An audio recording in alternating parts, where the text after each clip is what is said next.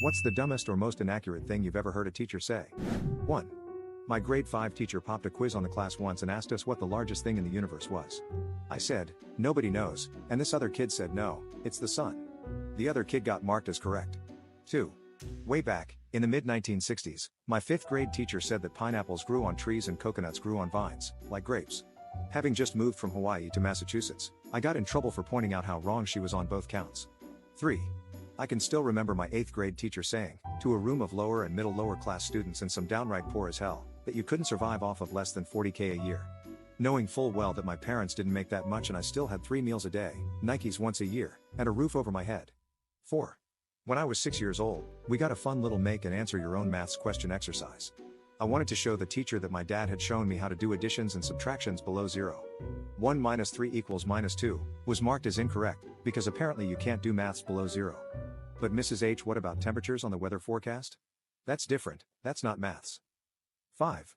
I had a really dumb teacher who would always teach from a book. So one day he was telling us about how the toilets in Australia flush the other way.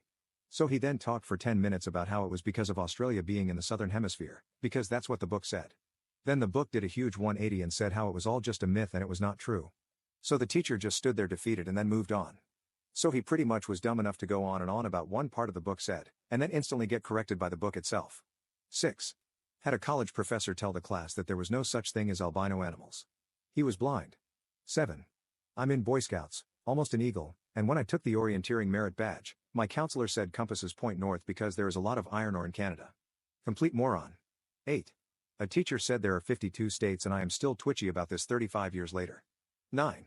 I used to love to draw my own cartoon characters as a little kid, until my art teacher at the time told me yeah, cartoons aren't real art though. I was like 10, and after that felt completely discouraged from drawing and rarely did it after. I ended up skipping her class a lot after that. 10. Had a teacher who called me Jeff for a year.